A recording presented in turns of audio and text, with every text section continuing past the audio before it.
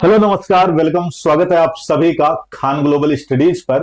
जैसा कि आप देख रहे हैं हमारे सामने भारती जी बैठी हुई हैं, जिन्होंने यूजीसी नेट में हिंदी सब्जेक्ट से पहले ही प्रयास में पीएचडी के लिए क्वालिफाई किया है। और हम यहाँ पर भारती जी से जानेंगे कि भाई इनका सफर कैसा रहा, और साथ साथ में ये भी समझेंगे कि महिला के रूप में इनको किन किन प्रॉब्लम्स या किन किन चैलेंजेस को फेस करना पड़ा अपनी इस पढ़ाई के दौरान। तो स्वागत है भारती जी आपका खान ग्लोबल स्टडीज पर। धन्यवाद सर जी। तो पहले आप अपने बारे में बताएंगे जरा हमें कुछ। मेरा नाम भारती है। मैं दिल्ली के एक छोटे से गांव मायूरडबास में रहती हूँ। ये जो बवाना के पास में है। जी। ज़्यादा लोग इसे जानते नहीं है, तो इस वजह से इसका बवाने का नाम ही जोड़ना पड़ता है। तो ये एक ऐसा एरिया है सर, मैं आपको बताऊं कि जहाँ पे बहुत ही कम ही लड़कियां पढ़ाई करती है। ओके।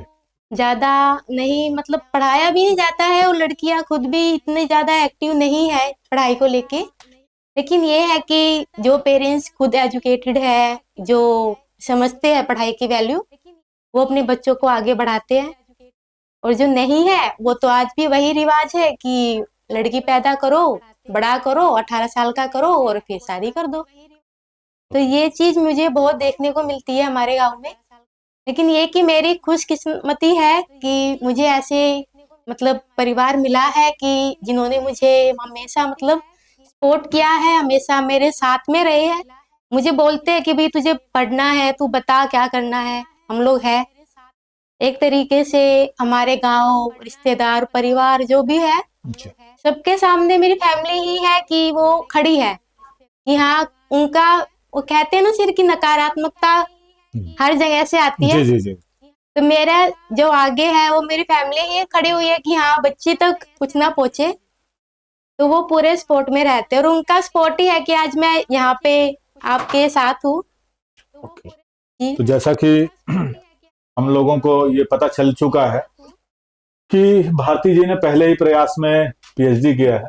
मुझे वो छोटी सी स्टोरी जो आप बता रही थी कि आपके यहाँ लड़कियों को थोड़ा सा कम पढ़ने दिया जाता है, उसके बारे में बाकी आप देखिए संघर्ष क्या रहा आपके लाइफ में, खुल के बताइए जिससे बाकी लोगों को जो है एक मोटिवेशन मिले। सर बहुत ज्यादा ही होता है कि जैसे होता है ना कि लड़की हुई है तो घर में काम वाम करने के लिए उनको बोल देते हैं कि मतलब एक होता है कि वहां पे ऐसा होता है कि लड़का जो है ना वो रसोई में नहीं जाएगा।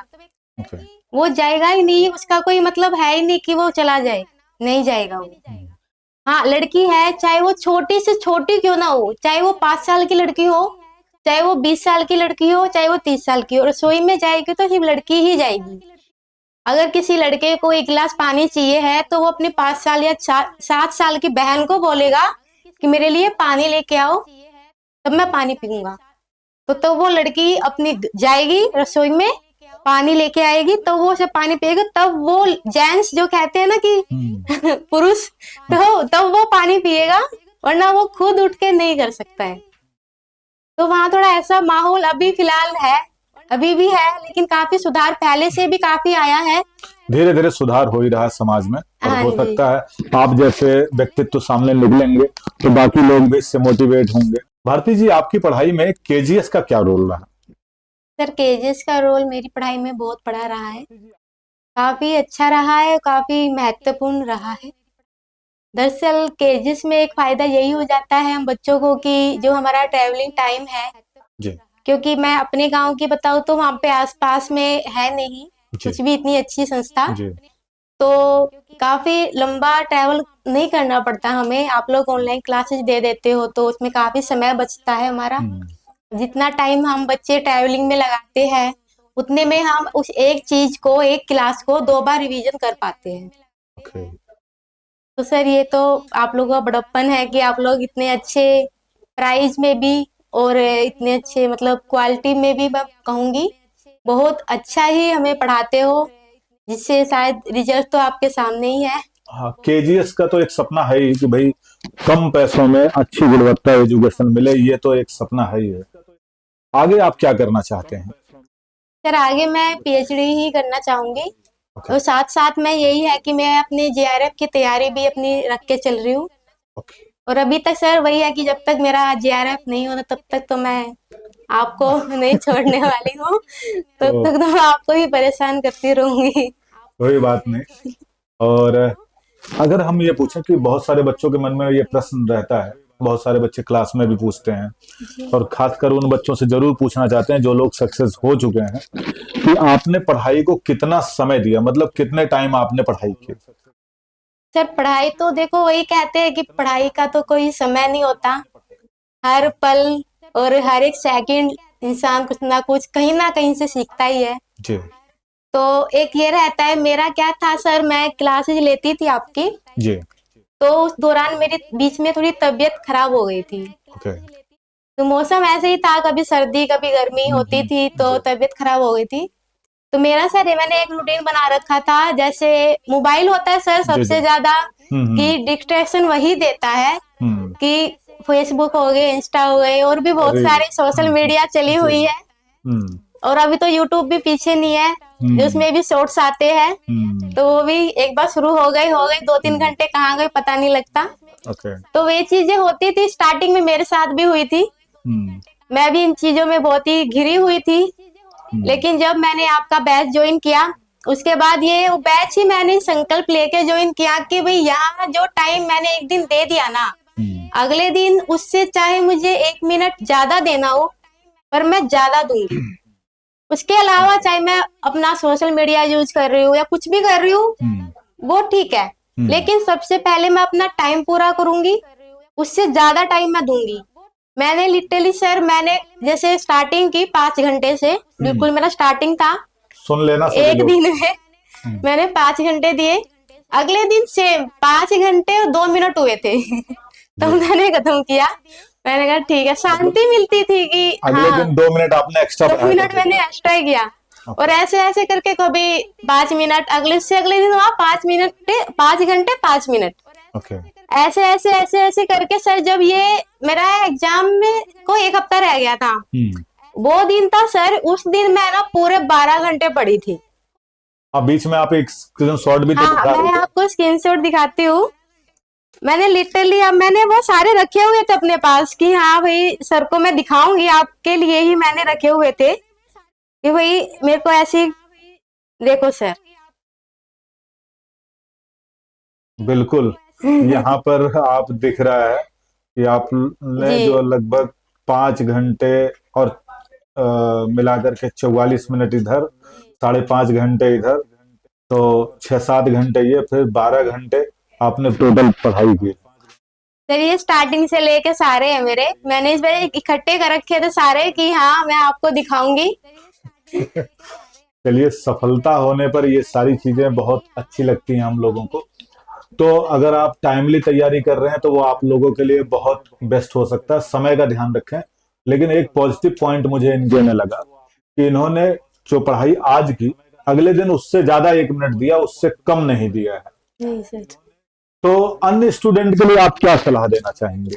सर, मैं यही बोलना चाहूंगी, देखो प्रॉब्लम तो हर किसी को आती है, ऐसा नहीं मुझे नहीं आई या आप लोगों को नहीं आएगी, किसी को भी। जी तो ये है कि उसको ना एक प्रॉब्लम मत समझो, ठीक है तुमने आज पढ़ाई नहीं की, किसी वजह से नहीं हो पाई, अगले दिन ये करो कि भाई मुझे ये नहीं है कि दिन चला गया तो कल नहीं हुई, कोई बात नहीं, नहीं, ये सोचो कि कल की भी पूरी करनी है। वो दिन गया नहीं है, वो सर मैंने कहीं पे सुना था कि किस सेकंड और किस मतलब किस मिनट या किस सेकंड का पढ़ा हुआ पेपर में आ जाए, कुछ नहीं पता होता। बिल्कुल। वो कहते हैं ना कि जब वो पेपर ऑनलाइन होता है ना, तो उसमें वो 5 सेकंड भी हमें बहुत लगते हैं कि 5 सेकंड मिल जाए तो हम 5 क्वेश्चन और कर देते। जिनका पेपर छूटता है सर, बिल्कुल उनको बिल्कुल। तो 5 सेकंड भी ज्यादा ही लगते हैं। जिनको टिक करना था कि भाई एक क्लिक कर देते तो 4-5 क्वेश्चन हाँ और हो जाते। बिल्कुल। तो अगर हम वहां पे 1 सेकंड में एक क्वेश्चन कर सकते हैं, तो हम पढ़ाई भी तो कर सकते हैं ना। हाँ तो फिर हम पढ़ाई क्यों छोड़े ये सोच के बिल्कुल। कि भाई आज हमें ये प्रॉब्लम हो गई, कहीं जाना है, कुछ भी हुआ है, तो क्या हो गया, अगला दिन है, अगले दिन फिर 24 घंटे तुम्हें मिलेंगे।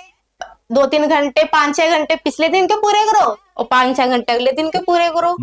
और ये रिस्पॉन्सिबिलिटी सर जब आती है ना, तो एक दिन भी खराब जाता ही नहीं है। मन में ये रहता है यार क्या ही करना है, क्या ही। मैं सच में सर ऐसा होता था, मेरे को ध्यान नहीं रहता, मम्मी कहती थी खाना तो खा ले, सोते टाइम खाएगी, मतलब 11 बजे 12 बजे पता ही नहीं कि खाना नहीं खाया है। नहीं डेडिकेशन, पर आप डेडिकेशन का लेवल देख ही रहे होंगे आप लोग, पढ़ाई को लेकर के डेडिकेशन भारती जी का बहुत रहा है। भारती जी, एक चीज और मैं पूछना चाहूंगा कि बहुत सारे बच्चे जानना चाहते हैं कि पेपर 1 को कितना समय दिया, पेपर 2 को कितना समय दिया, पेपर 1 में केजीएस को आपने यूज किया तो किस तरीके से नोट्स बनाया, किस तरीके से तैयारी की, और पेपर 2 का अलग अलग किया या एक ही तरीके से किया?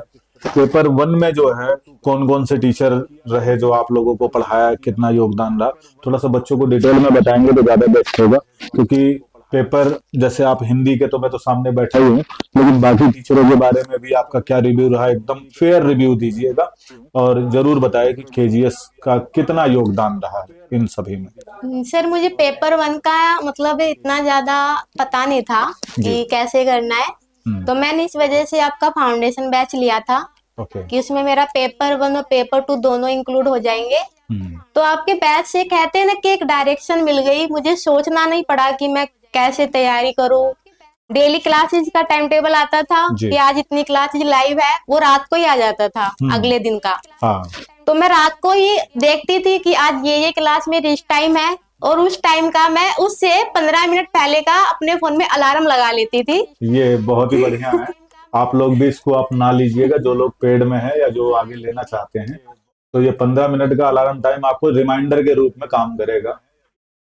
जी सर, बाई चांस मैं घर पे कुछ काम कर रही हूँ या मैं कहीं बाहर हूँ, तो मैं ये नहीं देखती थी कि मैं बाहर कहीं गई हूँ तो वहां नहीं लेनी, नहीं, मैं अपनी मतलब रात को ही बैग पैक ऐसे होता था कि इतनी इतनी बजे क्लास है तो ये 3 कॉपी तो रखनी ही है कि क्लास है मेरी। जी। मैंने सारे, सच बताऊं ना तो मैंने मतलब अपने, मैं जाती थी जहाँ पे, जी। तो वहां पे मतलब मैं उस टाइम अभी बीएड भी साथ साथ मेरी चल रही है, ओके ओके। तो मैं बीएड की क्लास लेने जाती थी, वहां पे ब्रेक होता था, मैं तब भी अपनी ये क्लास लेती थी वहां पे अलग रूम में बैठ के कि हाँ मेरी ये क्लास थी लाइव तो मुझे ये लेनी है।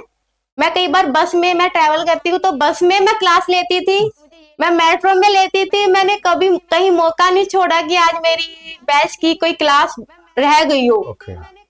एक भी क्लास मैंने कभी मिस नहीं डेडिकेशन का की। लेवल बहुत हाई जा रहा है, आप लोग भी ध्यान रखिएगा, जितना संभव हो सके सभी लोग पढ़ाई को इसी सिरे से लेंगे तो हमेशा सफलता मिलेगी ही मिलेगी।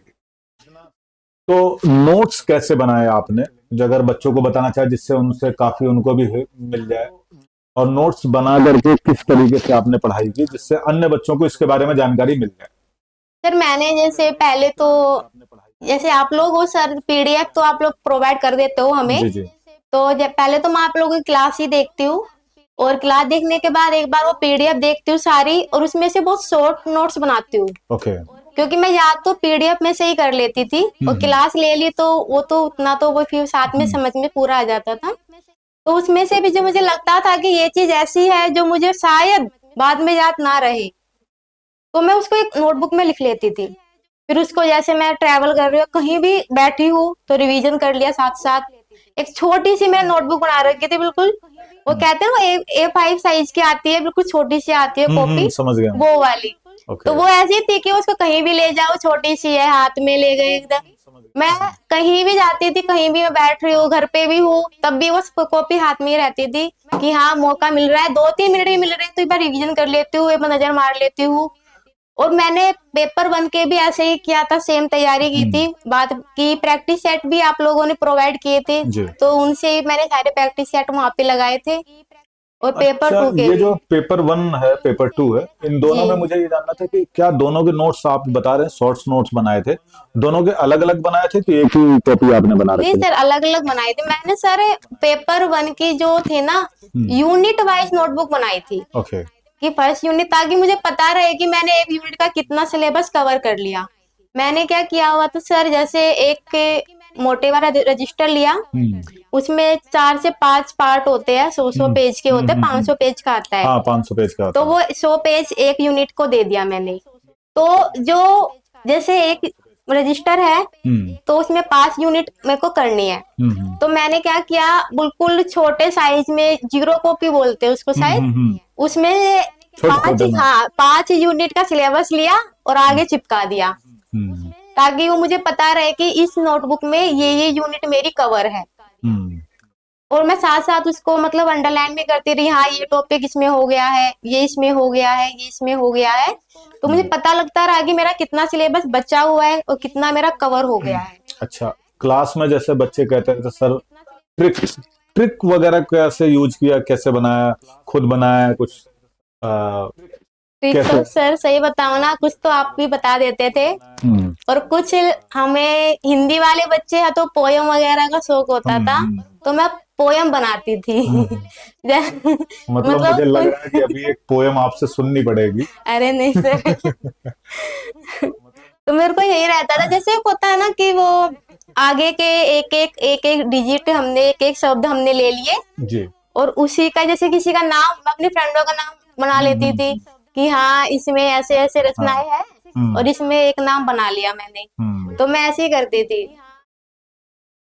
ट्रिक तो सर वही है, खुद ही बनानी पड़ती है कि हमें पता होता है हमें किस तरीके से याद होता है। हम्म। एक मुझ में प्रॉब्लम ये थी कि मेरे को जैसे मैं याद कर रही हूँ तो वो ऐसे याद नहीं होता था, मुझे उसको लिखना पड़ता था। हम्म। मैं एक चीज को कम से कम 10-20 बार लिख लेती थी, तब मुझे जाके कहीं ये होता था कि हाँ अब ये मेरे को याद है। तो मैं लिखती बहुत ज्यादा थी, मैं लिख के ही याद करती थी मैक्सिमम। ये बहुत सारे बच्चों में गुण होता है कि लिख करके उनको याद होता है। ये तो थे हमारे बहुत सारे प्रश्न। बाकी आप लोगों के कोई प्रश्न है तो आप लोग हमें जो है इस वीडियो के नीचे कमेंट कर सकते हैं। साथ साथ में ये तो रही भारती की कहानी, आगे किसकी कहानी होने वाली है आप लोग कमेंट करके जरूर बताइएगा, क्योंकि अगला नंबर आपका भी हो सकता है। तो इस हॉट सीट पे कौन बैठने के लिए तैयार है, फटाफट आप हमें कमेंट करके जरूर बताइएगा। ये जो इनकी मोटिवेशन कहानी है या जो इनकी सक्सेस स्टोरी है, ये आपको कितना दिल तक छू गई और कितना आपको नॉलेजेबल लगी, ये जरूर कमेंट करके बताइएगा। और साथ में अपने दोस्तों के साथ में और जो भी नए बच्चे हैं तैयारी करने वाले, उनके साथ में इस वीडियो को साझा जरूर करिएगा। मिलेंगे ऐसी नई वीडियो के साथ में, तब तक के लिए thank you so much. Take care, bye bye, जय हिंद, जय भारत।